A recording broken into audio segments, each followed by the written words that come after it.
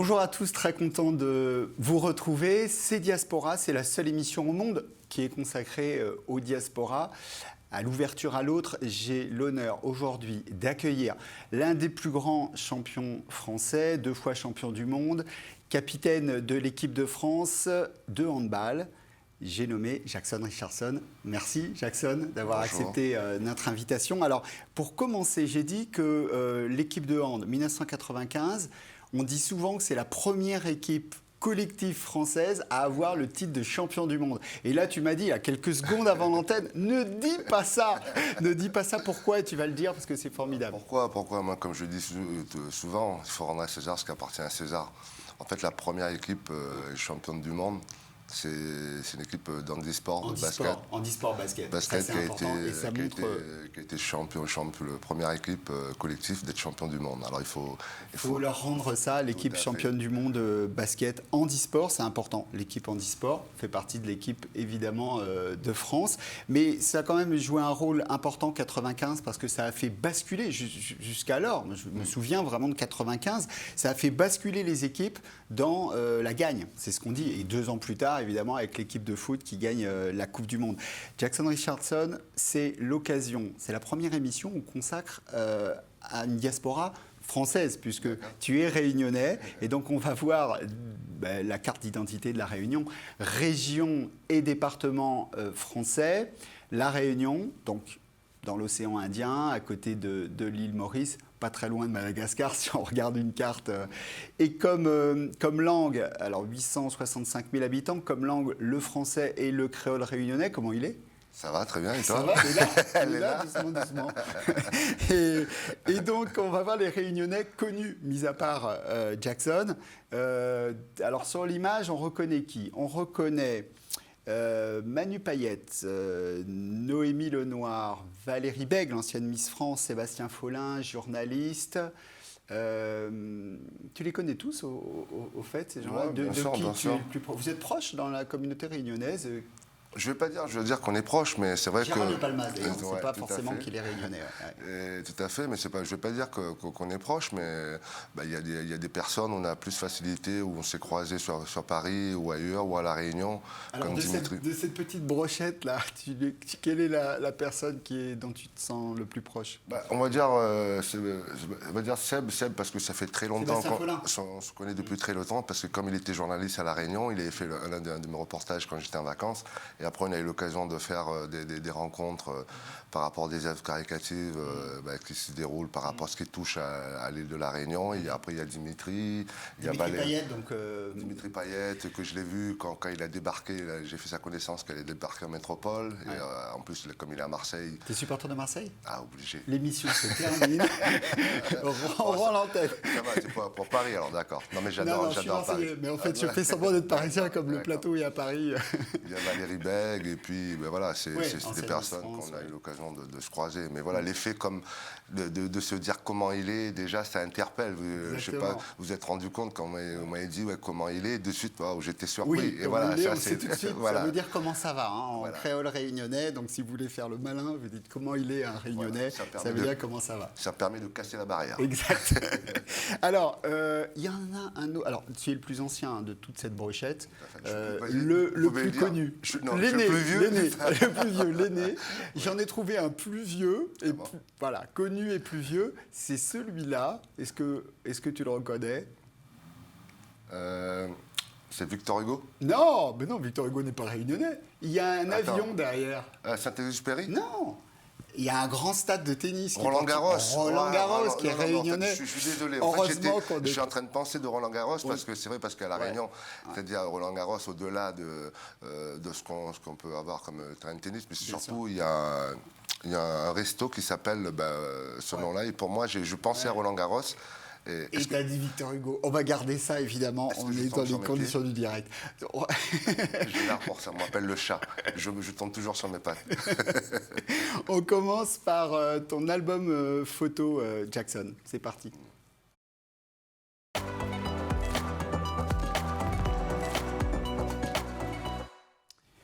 Et cette première photo incroyable, alors là, t'es pas grand, hein, t'es né en 1969 et là, tu dois avoir 2 ans. Tu tiens juste sur tes jambes. T'as des petits chouchous dans les cheveux, là on va pas commenter. Mais de cette photo-là, qu'est-ce que tu te souviens? Quel est ton premier souvenir d'enfance? Donc, né à La Réunion, tu vis à La Réunion, tes premières odeurs, tes premiers souvenirs. Déjà, je voulais vous remercier justement de me donner cette opportunité d'être là et surtout de refouiller les albums photos de mes parents pour pouvoir retrouver les photos, pour qu'on puisse en parler. Et en fait, grâce à vous, j'ai réussi justement à revivre mon enfance. Et là, de pouvoir en parler, là, cette photo, on va dire, comme vous dites, j'avais 2 ans. Et comme j'avais tendance à avoir un peu les cheveux longs, j'avais tendance aussi à être une petite fille pour ma mère. Elle essayait justement, c'est pour ça que j'ai les couettes. Mais moi, ce que j'ai les souvenirs, comme on peut voir sur cette photo, j'ai pas forcément cette facilité d'être à l'aise. Là, c'était dans un studio. On a l'impression de se retrouver tout seul et entouré des appareils photo ou le photographe. On sent que je suis pas serein. Mais quand je regarde cette photo, ça me fait rappeler vraiment des très, très, très bons souvenirs. Jackson, c'est la première info quand on te voit sur un terrain de handball. Tu n'étais pas à l'aise, tu étais plutôt un enfant timide. On te voit là, c'est une photo très, très jolie. La photo qui vient, et merci aussi à toi, Jackson, c'est ta petite sœur. Parce que, alors, j'adore cette photo parce qu'on la voit avec les 2 mains on voit tout l'amour que cette petite sœur a pour ses 2 frères. Elle a 2 ans de moins que toi. Alors là, tu es en train de lire, tu es super sérieux. Et cette petite sœur, Samantha, exact. Tu dis que c'est la plus proche de toi, peut-être? Oui, parce que mon frère, il a que 4 ou 5 ans, enfin 5 ans plus que moi. On n'avait pas vraiment cette complicité. En fait, moi je dirais, ma petite sœur, ça a été un peu ma jumelle. Ma jumelle, parce qu'on avait beaucoup de complicité. Et là, comme vous pouvez voir sur la photo, on sent que voilà, l'amour qu'elle nous porte, l'effet d'avoir la main sur nos têtes. Et ça, c'est valorisant. Et c'est vrai qu'avec Samantha, cette complicité, on allait souvent à l'école ensemble. Et en fait, il y avait une grande distance avec mon frère parce qu'en fait, mon frère, il avait cette facilité de m'énerver. Parce que, en fait, j'ai toujours été un mauvais perdant. Et lui, il a toujours... Déjà, tu détestes la défaite à cette période-là. Et il avait aussi l'art de m'énerver après la défaite. Et en fait, je dirais, je le remercie parce qu'en fait, il m'a permis justement d'avoir la capacité d'accepter la défaite. Bien sûr, sur un terrain, c'est vrai que on sentait le tempérament, mais toujours la maîtrise. Ça fait partie. Et c'est ton frère, donc c'est mon frère qui premier coach. Et d'ailleurs, première photo de toi sportif. Alors c'est incroyable cette photo parce que tu as un ballon dans les mains. Tu es en plein air, donc là on est à La Réunion encore évidemment. Et cette photo, tu as un exemple quand même familial. Tu cherches à ressembler. À mon papa. À ton papa. Parce que mon papa, lui, il était footeux. Et en fait, en gros, dans ce temps-là, il n'y avait pas beaucoup d'autres ballons de rugby ou de foot, de hand, tout ça. Le seul ballon qu'il y avait à la maison, c'était un ballon de foot. Ça, je me rappelle, c'est mon cadeau de Noël. Ça, c'était mon ballon. Mais tu es pas avec le pied là. Non. Dès le début, tu es avec la main. Oui, mais avec la main, mais j'étais gardien. Comme mon père, il jouait au foot, il était gardien. Et là, justement, je voulais, l'exemple de toute enfant, c'est de ressembler à son père. Et moi, je voulais absolument ressembler à mon père, être gardien. Et à chaque fois, mon frère, il n'avait pas la difficulté de me mettre dans les cages. Et c'est moi, je lui disais, tiens, je veux être gardien. Et en fait, justement, l'effet d'être gardien, mon père, à chaque fois, me donnait des conseils pour pouvoir réceptionner la balle, la position de doigt, la position de main. Et c'est comme ça aussi, ça m'a permis aussi d'avoir la facilité de capter des ballons. Déjà, dès 5-6 ans, il y a ça. Il y a une photo incroyable, c'est cette photo où tu as officiellement 8 ans. Et tu as officieusement 6 ans. Raconte-nous ça, parce que ça a fait basculer. Tu ne serais peut-être pas champion du monde s'il n'y avait pas eu ce gros mensonge. Raconte-nous ce mensonge. C'est vrai, c'est exact. Bon, on ne va pas dire que c'est un gros mensonge. Non, une petite. Non, mais c'est vrai que ça, c'était ma première photo identité.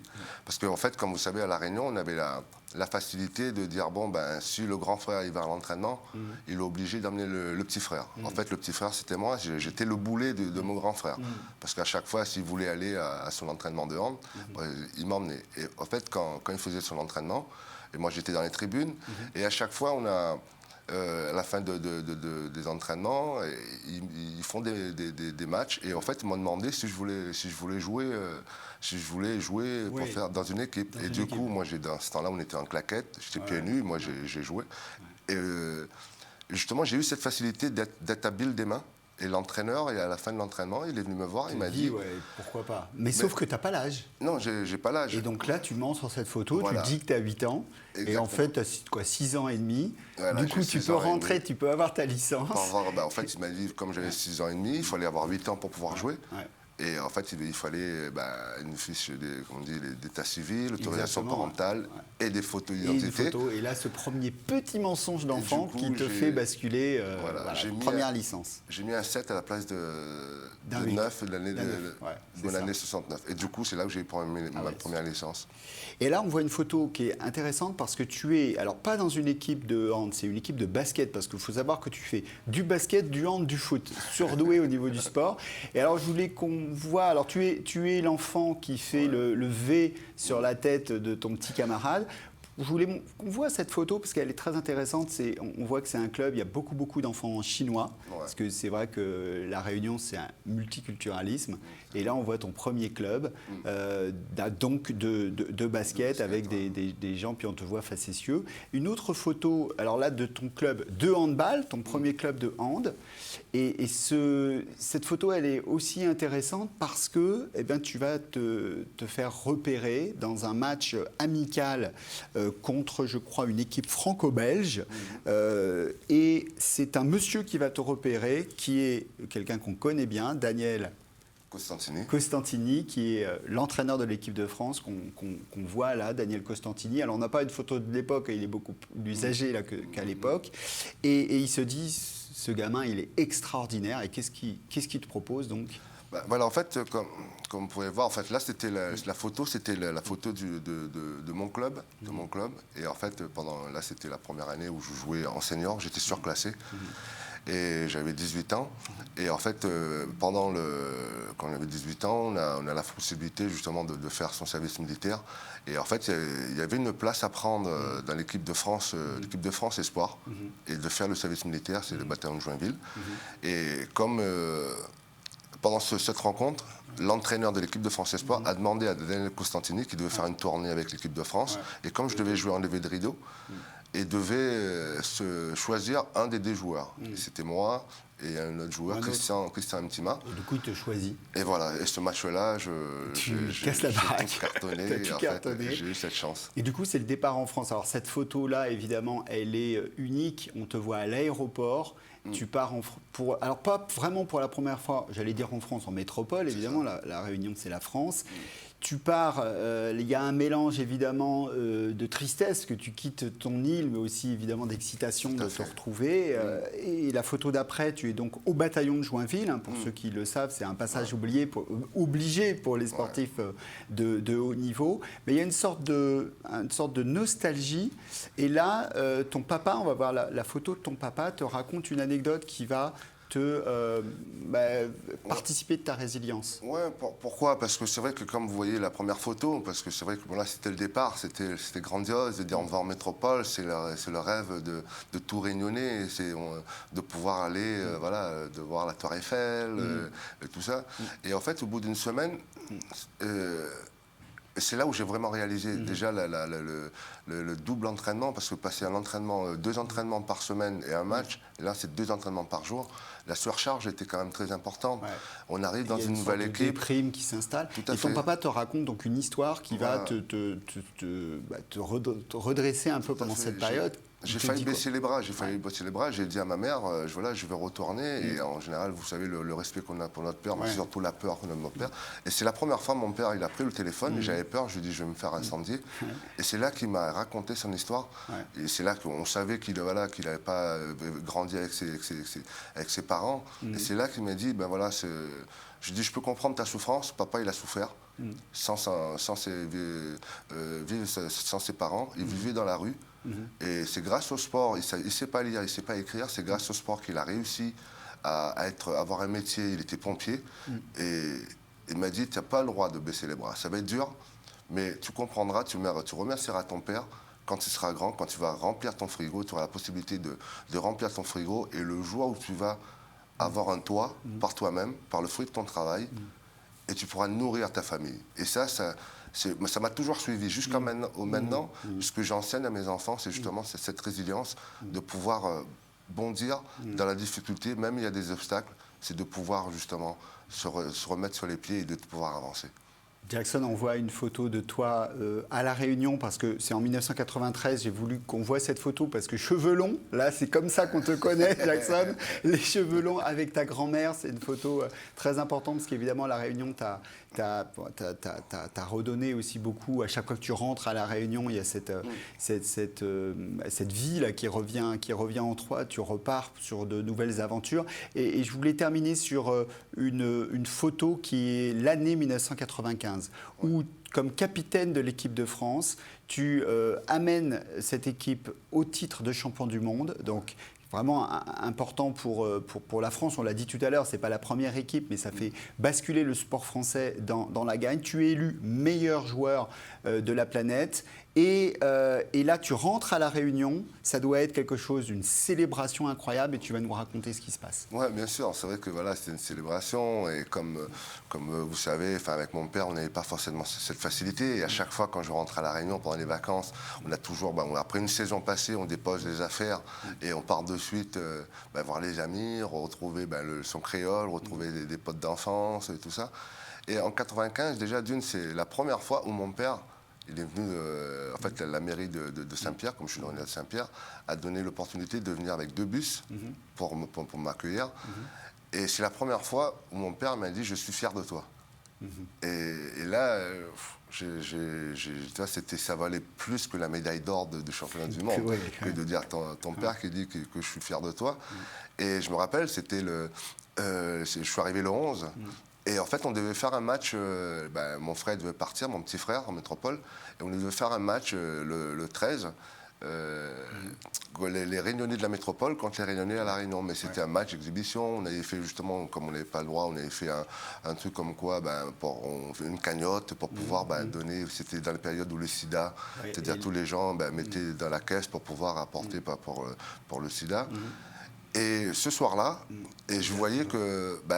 je reçois une récompense de la mairie, et il n'y avait que ma mère. Ouais. Et je trouvais un peu bizarre. Je disais, il manque une personne. Et puis voilà, et puis on joue le match. Et comme je dis, on est là pour s'amuser, on prend plaisir avec les copains. Et le soir, pendant le repas, il y a un de mon beau-frère, le copain de ma soeur, qui vient me voir. Et ça, on ne savait pas. Et ce jour-là, on nous annonce que mon frère, nos frères, que notre père est décédé. En fait, ce jour-là, c'était la fête de Richardson. Et les journalistes, ils ont changé de suite le truc.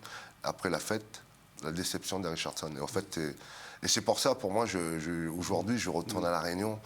À chaque fois, on m'invite à droite, à gauche pour manger. Et je dis non, je viens prendre l'apéro, s'il faut, on boit un verre. Mais je mange toujours chez ma mère parce que j'ai eu ce manque.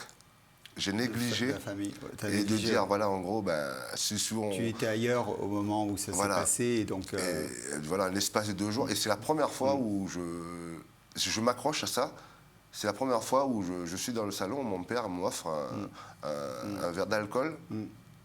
Et pour moi, depuis 95, c'est décédé, mais pour moi, je reste toujours sur ce point-là. Tu gardes ça en tête, je pense. Tout à fait.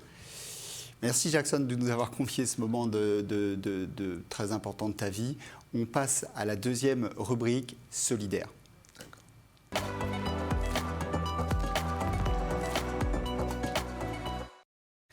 Jackson, tu es le parrain d'une association qu'on connaît beaucoup en France. C'est l'association ELA, qui est une association de lutte contre la leucodystrophie, qui est une maladie du système nerveux. Et on voit d'ailleurs un reportage pour présenter l'association ELA, tout de suite.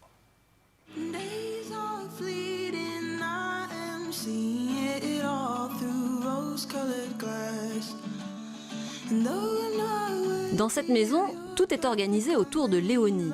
Des sièges corsets pour lui offrir un bon maintien quand elle mange ou quand elle joue, de quoi écouter les histoires qu'elle aime tant, et surtout toute l'attention de ses parents. Ce sont eux qui les premiers ont remarqué quelque chose de différent chez leur petite fille. Elle avait alors 18 mois, elle ne marchait pas et était moins stable que les autres enfants de son âge. Il a encore fallu du temps pour étiqueter cette leucodystrophie indéterminée encore plus rare et difficile à diagnostiquer que les autres. C'est une maladie qui évolue, mais tout doucement. Donc nous, comme on la voit tous les jours, Finalement, on s'en rend pas vraiment compte, mais par exemple, quand on va regarder une vidéo d'elle petite, on se dit mais mince, c'est vrai que quand elle était petite, elle parlait beaucoup mieux, elle avait pas cette lenteur dans le langage, elle pouvait dire quelque chose assez rapidement. Bon, on se dit ah oui, c'est vrai, elle pouvait faire ça, et là maintenant, elle le fait plus. Avec Léonie, ce que l'on essaye de faire, c'est de rendre sa vie la plus facile et agréable possible. Comme Léonie, 3 à 6 enfants naissent chaque semaine atteints de ces pathologies en France, 20 à 40 en Europe. Quand tout va bien, les ordres donnés par le cerveau et la moelle épinière, ici en orange, sont transportés par des cellules nerveuses partout dans le corps. Quand le cerveau ordonne à la main d'attraper un objet, la main l'attrape. Quand il dit aux jambes de marcher, la personne avance. Ces cellules super puissantes, ce sont des neurones. Ils transmettent les informations sous forme de signaux électriques qui se déplacent ici en bleu. Pour cela, ils ont besoin de la myéline, la substance qui entoure les bras de ces neurones. La myéline est composée de plusieurs couches de graisse bien serrées les unes contre les autres. Dans le cas des leucodystrophies, à cause d'une anomalie génétique, la myéline est grignotée par d'autres cellules. Selon la zone détruite, l'influx nerveux ne passe plus, l'ordre n'arrive plus jusqu'à la main, l'œil, la jambe ou l'oreille, et le malade ne peut plus bouger, voir ou entendre. Le corps entier se retrouve paralysé. La vie devient alors de plus en plus difficile pour les enfants et leurs familles. Pour s'épauler, partager leurs expériences, se donner des conseils et passer de bons moments ensemble, parents et enfants se retrouvent chaque année pour quelques jours de vacances à Center Parcs. Tout est très bien organisé, on est attendu, les cottages sont équipés pour les personnes à mobilité réduite. On retrouve toutes les familles qu'on n'a pas forcément le temps de voir tout au long de l'année. Ce week-end, c'est vraiment un week-end, comme je disais, de détente, loisirs, de répit, où les familles se rencontrent et échangent. L'association ELA propose aux familles des activités, des animations, des ateliers. Il n'y a aucune obligation, chacun organise le week-end comme il veut. Le principal, c'est de se faire plaisir et d'essayer, le temps d'un week-end, de mettre la maladie entre parenthèses. Je vois que mon frère, il s'amuse bien ici, c'est calme. Et je vois qu'il est très heureux parce qu'il peut se balader, il peut sentir la nature. Ça lui apporte la joie, il est détendu. Se plonger dans la piscine et se sentir flotter, jouer, bouger. Ici, tout est prévu pour pouvoir arriver au bord du bassin, même avec un fauteuil roulant.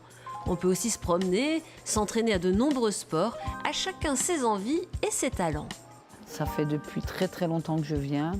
Et puis je trouve que handisport apporte une chose un peu extra, c'est que certains enfants, même lourdement handicapés, font ces ateliers dans l'institut, la Bokia, la Sarbacane, et donc ils peuvent le faire ici avec leurs parents, leurs fratries, donc frères et sœurs. Et souvent, ils sont meilleurs même que leurs frères et sœurs ou leurs parents parce qu'ils sont habitués à faire ce genre de sport. Ce sont des sports qui apportent beaucoup de recherche de souffle ou de dextérité et ça permet de moins la perdre. Magnifique, tu as vu Béatrice et tu as dit « Ah, Béatrice, ton amie Béatrice était dans le reportage ». Pourquoi tu as décidé de créer en fait une antenne océan Indien dès là ? Ouais, parce que déjà, j'étais parrain, avec, comme on peut voir, Mumu Artis, Béatrice, tous les autres. Je suis parrain déjà de l'association en métropole. Ouais. Et en fait, on a voulu, avec mon ami Jean-Jacques Charolais, c'est un ami très proche, de créer, de donner cette opportunité, parce qu'à La Réunion, il y a ce qu'on appelle, il y a un syndrome qu'on appelle syndrome Ravine. Par rapport à, c'est des maladies génétiques aussi, et en fait c'est similaire à la maladie de la leucodystrophie. Et c'est pour ça qu'on s'est dit tiens, pourquoi pas justement rassembler toute cette association pour pouvoir sensibiliser avec Ella et avec Zidane en tant que parrain. On voulait aussi vendre du rêve aussi. On te voit avec Zinedine Zidane, deux légendes là, du sport français. C'est le stade de Saint-Paul. On te voit là, c'est magnifique. Et voilà, on voulait surtout vendre du rêve aux Réunionnais, donner l'opportunité à Zinedine Zidane de pouvoir venir déjà pour Ella, pour l'association et surtout de voir Zinedine Zidane évoluer avec ses partenaires sur un terrain de foot à La Réunion. Et en fait, en gros, c'était une opportunité pour nous dans les deux sens, de pouvoir rassembler l'association, de créer l'association ELA dans l'océan Indien. Et voilà, nous, ce qu'on veut, c'est toujours aider, apporter notre aide. Et surtout, comme je dis, dans l'association, il ne faut pas attendre que ça nous arrive pour pouvoir se mobiliser, sensibiliser. Et évidemment, pour les enfants aussi, la recherche, c'est très important. Donc, donner pour la recherche. Qu'est-ce qu'on peut faire concrètement pour aider ELA? J'imagine aller sur le site, des dons. Oui. La recherche a besoin de beaucoup d'argent. Bien sûr, comme tu dis, c'est-à-dire la recherche a énormément de besoin d'argent. C'est comme dans toutes les associations. Comme je suis parrain, mais c'est pareil dans tous les recherches. C'est toujours plus difficile de trouver l'opportunité de se mobiliser. Mais c'est vrai, comme vous dites, en faisant des dons, on est souvent en train de faire des dictées dans les écoles ou faire des parcours qu'on appelle Mets tes baskets pour pouvoir se mobiliser, sensibiliser, pour récolter des fonds pour que ces gens-là, parce qu'il y a les enfants qui sont malades, mais c'est surtout les parents de pouvoir avoir les aides nécessaires pour pouvoir profiter. Parce que moi, justement, l'une des marraines à La Réunion, elles étaient de l'association Ravine, comme elle l'explique, c'est qu'ils ont déjà perdu deux enfants à cause de cette maladie Ravine, qu'ils ont encore 2 autres enfants qui s'accrochent toujours, ils se mobilisent, ils apportent un peu plus la sensibilisation des gens autour, qui disent qu'on ne se laisse pas abattre. Et je pense que c'est l'exemple qu'ils nous donnent pour pouvoir dire, même dans la souffrance, ils arrivent à retrouver cette lumière qui leur donne envie pour les enfants. Parce qu'ils ont promis à les enfants, à les enfants à eux qui sont partis, de pouvoir aider les autres. Et c'est ça, ces messages-là de ces personnes-là, ça te fait grandir, ça te donne envie encore de faire plus. Merci Jackson. Et on arrive, la transition est toute trouvée, vers l'interview optimiste.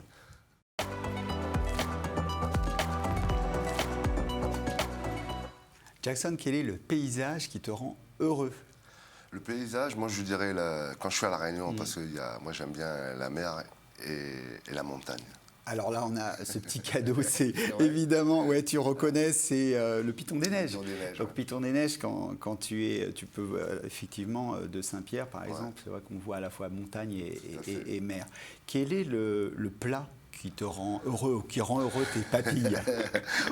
Moi, je vais dire, c'est le rogaille saucisse préparé par ma mère. C'est pas sorcier. Rogaille saucisse, c'est pas fricovite ce qu'on a fait, mais moi aussi. Donc, on se retrouve là, donc mélange de plein de saveurs sur le rougaille saucisse. Un film qui te rend heureux, que tu aimes revoir, qui est important pour toi? Je dirais des séries que j'ai suivi dans ma jeunesse, qui m'a marqué. Et pour mes 30 ans, ma femme me l'a offert, le coffret. En français, c'est Racine. Oui, Roots en anglais, Racine en français. C'est pour ça que je ne me suis pas fait de soucis pour que tu me traduises en anglais. Je te remercie. Alors évidemment, ça te rend heureux. C'est une histoire évidemment très dure, c'est une saga sur l'esclavage. Mais évidemment, ça, on retrouve aussi ta soif d'engagement, ta connaissance aussi du peuple noir. Quel est le moment de la journée que tu préfères? Je dirais le matin, après la grasse matinée, en train de boire mon café et de regarder qu'il fait super beau et d'écouter les oiseaux. Alors, on n'a pas les oiseaux, Jackson, mais on te fait un café juste après l'émission. C'est quoi pour toi être heureux, Jackson Richardson? Là, c'est la question piège, parce qu'en fait, heureux, on va dire simple. Mais moi, je me suis jamais donné l'opportunité de dire que je suis heureux. Avant, tu dis pas t'es heureux? Non, je dis je suis pas malheureux. Ah, la nuance. Ouais, parce qu'en fait, en gros, même ma femme, elle me dit, même la naissance de mes enfants, parce qu'à chaque fois, elle me demande si je suis heureux. Je dis voilà, je dis je suis pas malheureux. Pourquoi? C'est peut-être, ça va être dur, de pouvoir réaliser. Moi, j'ai toujours dit, je serai heureux le jour où tout le monde mangera à sa faim et où il n'y aura plus la guerre dans le monde. Là, je pourrais dire que je suis heureux, parce qu'il y a tellement de choses. Là, comme ce qu'on vit et tout, je suis pas malheureux, mais je suis positif. Je pars du principe qu'on ne faut pas s'appuyer sur son sort, toujours positiver pour pouvoir voir des choses, de voir ton sourire déjà, tu vois, ça me rend pas malheureux, au contraire, ça me réjouit. Je suis pas malheureux, mais je positive. Je pense que c'est la phrase qu'on va retenir. Va chercher là-dedans. Alors, merci à tous. Merci Jackson d'avoir accepté notre invitation. On retient ça pour la semaine. Je suis pas malheureux et je positive. Et on va terminer sur la musique préférée de Jackson Richardson. C'est sa botte secrète. Avant les matchs, il écoutait cette musique et ça lui donnait la patate. C'est Tyrese et c'est Alter Ego. Merci Jackson. Nah, you've been ignoring me for years. I wanna talk to you right now about my rap career, but I'ma take you way back to when you first started rapping.